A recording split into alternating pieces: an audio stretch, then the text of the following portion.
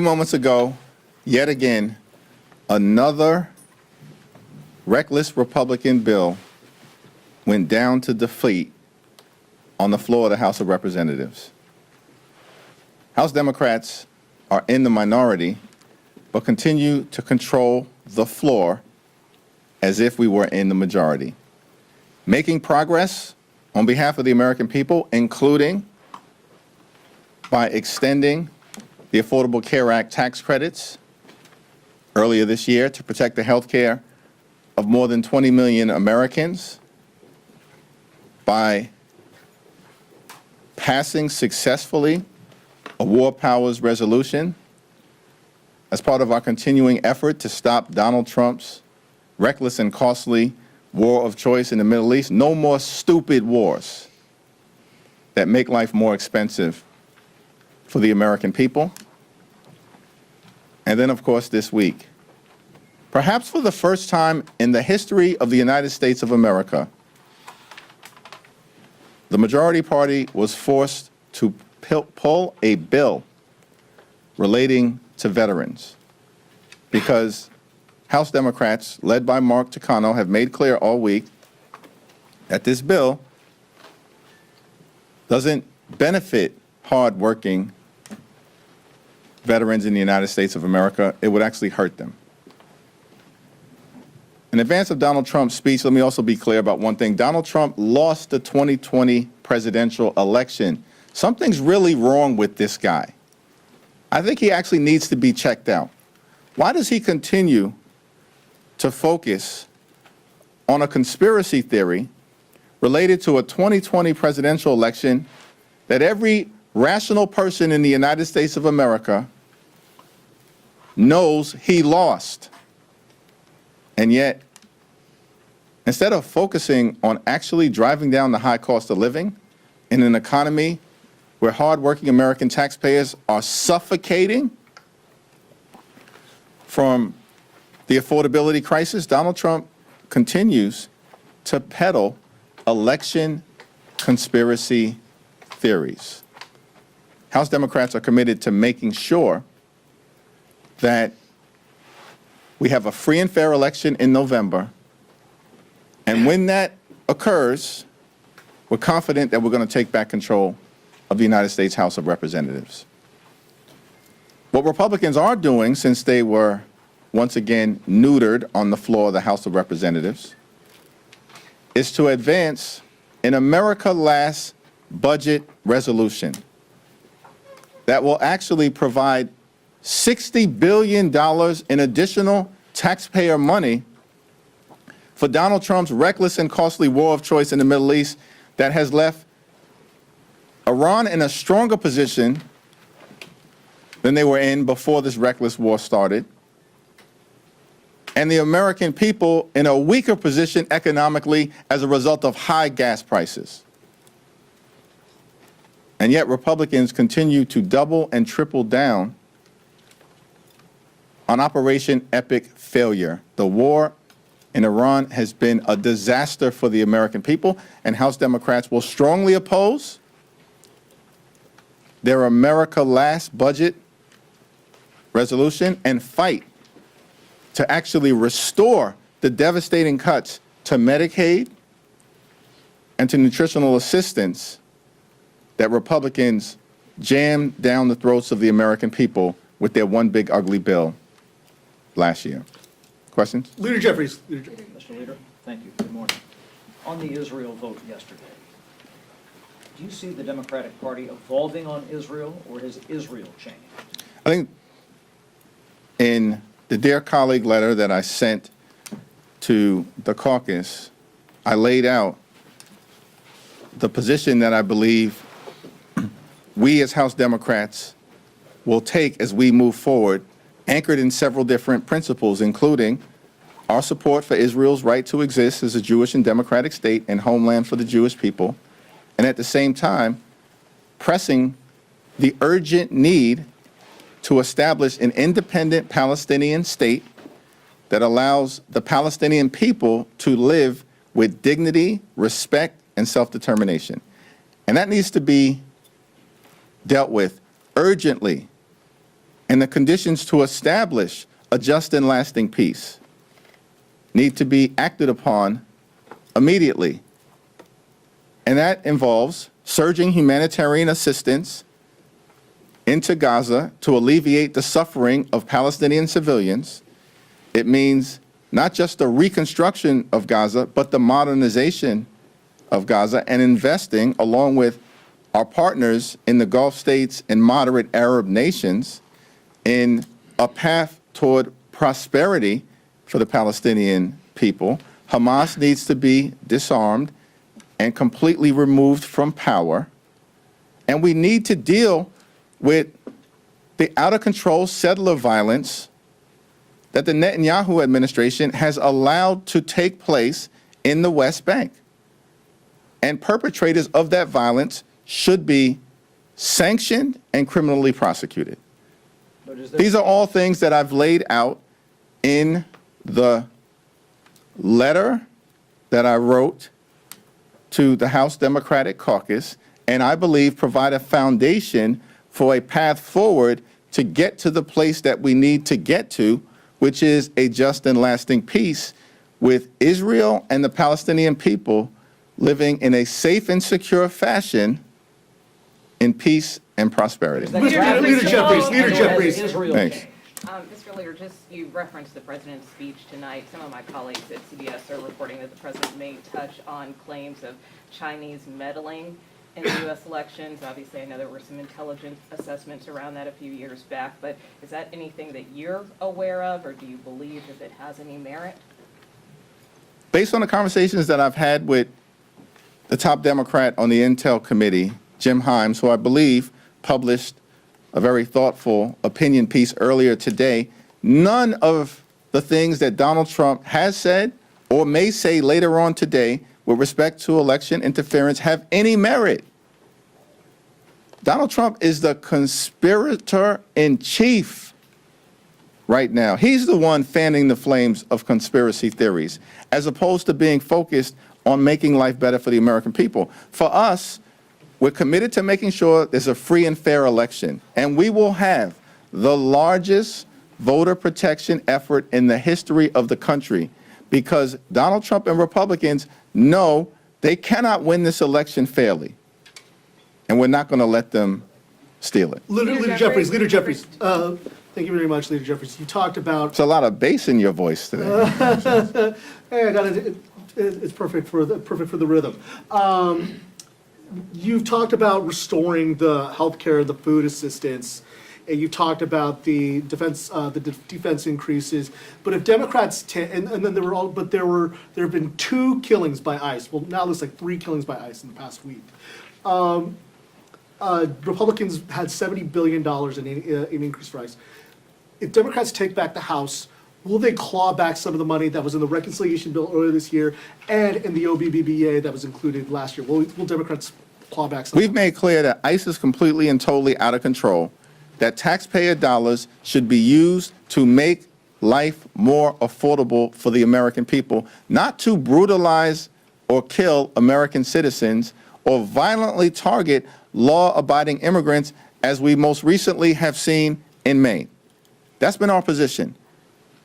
We believe in a safe and a strong and a secure border. We also believe, at the same time, that immigration enforcement in this country should be fair, just, and humane. That's not what's taking place right now. And our position throughout the year has been very clear that this entire situation with respect to ICE and their brutal behavior toward American citizens and law-abiding immigrant families has to come to an end. That ICE needs to be forced to conduct themselves like every other cop, police officer, and law enforcement agency in the country. And that's our objective. We've also made clear that Donald Trump's violent mass deportation machine doesn't get a dime from House Democrats. That was our position this year. And unless things change next year in terms of the way in which ICE conducts itself, our position as House Democrats, I assume, is not going to change. Thank you. This week it seems like you've indicated that the handling of the Massey Amendment kind of provides a preview of how House Democratic leadership would handle the Israel issue in the next Congress if you're in the majority. I'm just curious what that looks like practically. Will you not whip votes on Israel if you're in the majority? Will you not bring so many of these bills to the floor? What does that look like to you? I think the letter pretty clearly laid out, as I amplified in my remarks earlier today, how we plan to proceed in terms of fundamental values on these issues. The situation relative to the United States' relationship with Israel, the Palestinian people, and policy in the Middle East has to change because the current status quo is unsustainable. And our approach will be one that is broadly inclusive, lift up the values that I talked about in the letter, lift up some of the bills that I've talked about in the letter, while also recognizing that Israel is an ally of the United States of America in the fight against terrorism, whether that's Iranian-backed proxies, Hezbollah, Hamas, or the Houthis. And I think the way in which we'll try to approach this issue is similar to the way in which we try to approach every issue: thoughtful, inclusive, involve dialogue across the entire spectrum of the House Democratic Caucus, and then be able to land on the highest common denominator, but being guided by the effort to actually create a just and lasting peace between Israel and the Palestinian people. Leader Jeffries? Sorry, I'll go back to this side, yeah. Thank you, Leader Jeffries. Again, on Israel, I want to go a little bit deeper into your letter. You say that U.S. policy in the Middle East requires a major reset. Are you talking about this reset happening under this presidency, or is this your party's vision for post-Trump presidency? And specifically, if you can talk a little bit more in the context of the current 10-year memorandum that is going to expire. I think in the context of the 10-year memorandum of understanding that was originally entered into by President Barack Obama, I've kind of laid out the path that I think we need to take moving forward in the letter. And I believe that that's a foundation for us to talk about how things can be done differently when we move forward under the leadership of the once and future chair of the Appropriations Committee, Rosa DeLauro. There was a closed-door tabletop exercise this week with House Democrats about the 2026 elections and how you all are preparing. Were you at that meeting? And also, just more broadly speaking, when it comes to y'all's strategy to combat Trump potentially meddling, I mean, obviously there's a lot of reliance on courts. But beyond hoping that the courts are expedient and go your way, what other kind of steps do you all see as the most practical in the short? Well, it's all hands on deck in terms of the effort. And it's House Democrats, it's Senate Democrats, it's the governors, it's the Democratic Attorney Generals Association, it's the Democratic Secretaries of State Association. We're working with our state and local legislators, mayors. Of course, we're working with civil society. That includes good government groups, civil rights groups, democracy protection groups, organized labor, and the faith community. It's all hands on deck. It's been ongoing for months, and we'll continue to intensify our efforts as we get inside of 100 days, a week from this upcoming Sunday. At the same period of time, I was not part of the exercise, but was involved, of course, working with Congressman Joe Morelli in the preparation for it. He's been doing a tremendous job in working on this issue, both with caucus members traveling the country and working with stakeholders. And stay tuned, there'll be more to come. Thanks. Sorry. Oh, thank you. Yeah. I wondered what you thought President Trump was trying to achieve with this primetime address. And also, you said that Trump and Republican extremists are trying to steal the midterms. Isn't there a responsibility to be careful about the kind of language you use following January the 6th? Donald Trump and Republicans are trying to steal the midterm elections. Thank you, Mr. Leader. You just laid out the campaign kind of what all House Democrats will be doing and have done to not only protect the election, but make sure that it's free and fair, as you said. Tomorrow is the 60 years since John Lewis passed away. I know that you had a relationship with him. I know he meant a lot to the caucus. I'm wondering if you can speak to how his legacy kind of informs how you all are approaching the lead up to the election and making sure that this is a free and fair election, given that he dedicated not only, his private life, but his public life to making sure that folks have voting rights. And I know that that's something that matters to you, so I'm hoping you can speak to that given tomorrow's anniversary. Yeah, it's a high honor and a great privilege to have served with Congressman John Lewis. I mean, such a phenomenal thing. I had his support actually when I first ran in 2012, and to have earned his support in that race, in my entry into Congress, in and of itself was amazing.